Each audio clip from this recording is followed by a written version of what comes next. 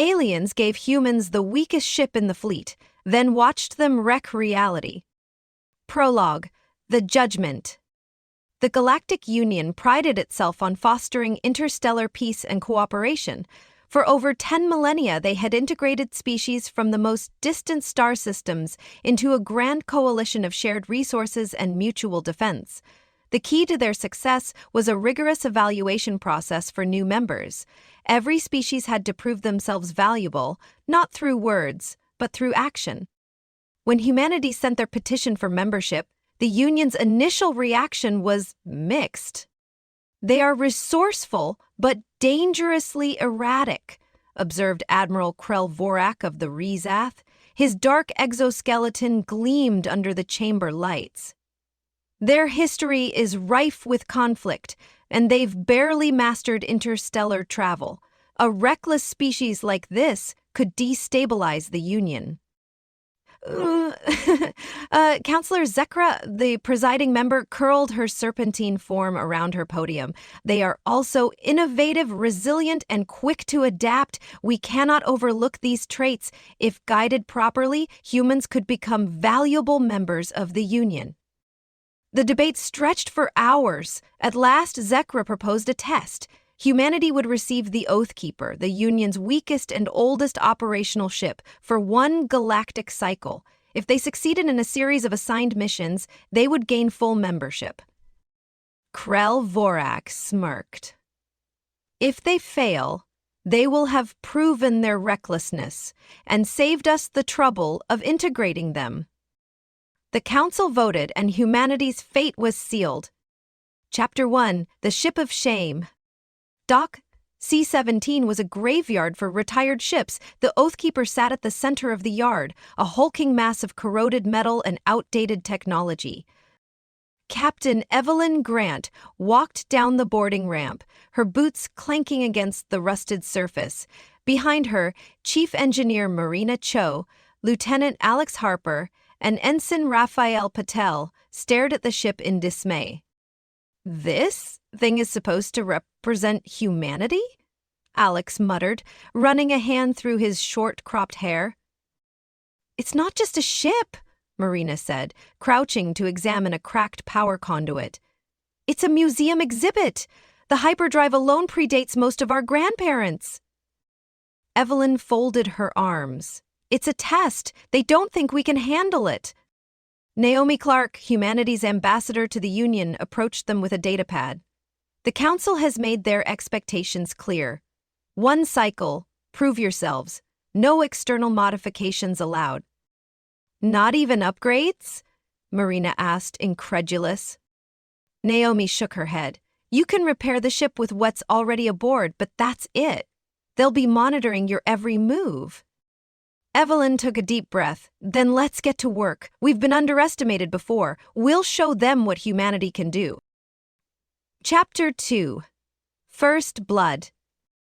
Their first mission was deceptively simple. Escort a convoy of 5 cargo ships through the Zethran expanse. The region was infamous for pirate activity, but the Union assured them it was a low-risk assignment. Inside the Oathkeeper, it was a different story. "Captain, these sensors are barely functional," Alex reported from the bridge. "We're flying blind in half the spectrum." Marina's voice crackled over the comms. "Don't get me started on the engines. I've patched what I can, but if we push past 70% power, this ship will rattle itself apart." Despite the warnings, Evelyn remained calm. "Do what you can. We'll make it work."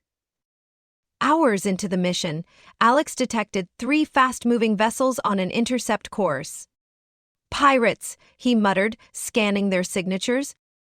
The pirate ships materialized out of the void, sleek and deadly, their energy weapons already charging.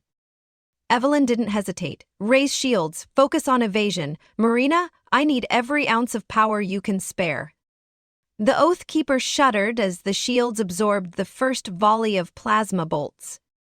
"Shields down to 60%, Marina shouted. "We won't survive a prolonged fight." Evelyn's mind raced. The Oathkeeper couldn't outgun or outrun the pirates, but perhaps it didn't need to. "Alex, deploy the decoy drones," she ordered. The ship released a cloud of drones, each broadcasting false energy signatures. The pirates hesitated, their targeting systems overwhelmed by the sudden influx of targets. "Now, full burn toward the asteroid belt," Evelyn commanded. The Oathkeepers surged forward, weaving through the dense field of space debris. The pirates followed, their sleek ships struggling to maneuver through the obstacles. "Alex, target the debris. Let's give them something to dodge." The Oathkeeper fired its outdated plasma cannons, striking nearby asteroids. The resulting explosion sent shards of rock hurtling through space, forcing the pirates to retreat. The crew erupted into cheers, but Evelyn remained focused. "This was just the beginning," she said quietly. "They'll only get tougher from here." Chapter 3: Building a Fighting Chance. After their first victory, the crew began to see the Oathkeeper not as a relic but as a challenge. Marina spearheaded a series of creative repairs, using parts scavenged from unused systems. She rerouted auxiliary power to reinforce the shields and enhanced the targeting system with an old neural processor.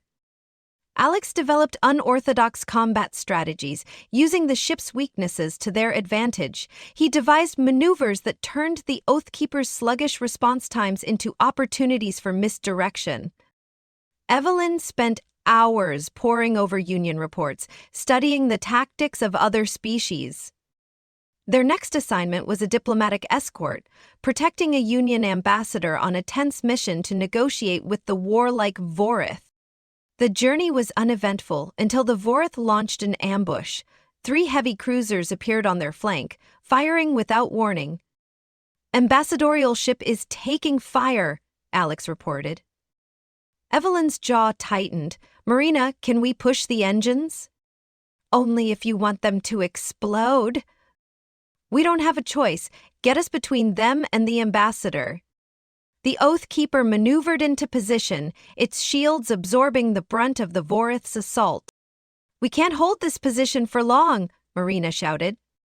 Evelyn activated the comms. "Ambassador, prepare to jump to hyperspace. We'll hold them off." The Vorith cruisers closed in, their weapons pounding the Oathkeeper. Alex fired the ship's cannons in return, but the outdated weapons barely scratched their hulls. "Captain, they're targeting our engines," Alex warned. Evelyn's mind raced. She needed to buy more time. "Marina! Flood the engines with plasma! Create an energy spike!"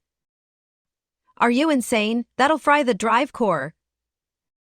"Just do it!" The Oathkeeper released a massive burst of plasma, temporarily blinding the Vorith's sensors. The ambassadorial ship seized the opportunity to escape, jumping to hyperspace.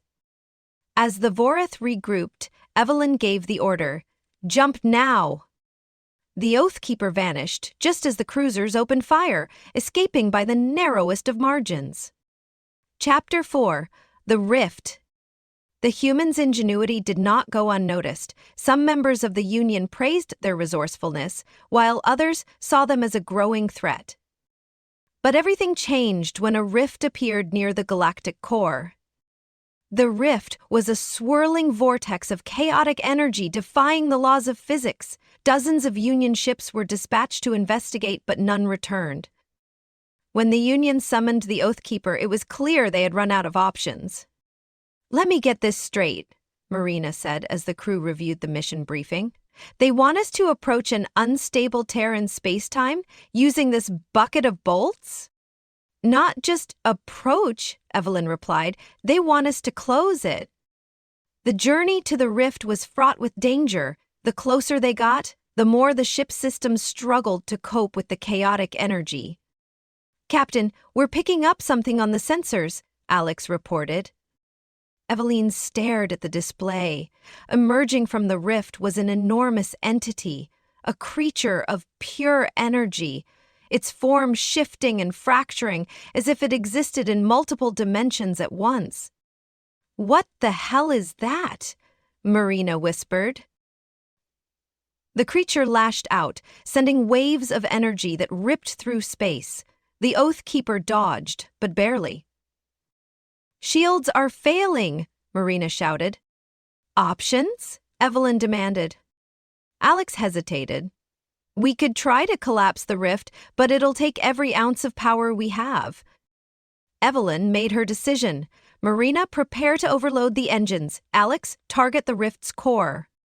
As the Oathkeeper unleashed a final burst of energy, the rift began to collapse. The creature screamed, its form dissolving as the vortex closed.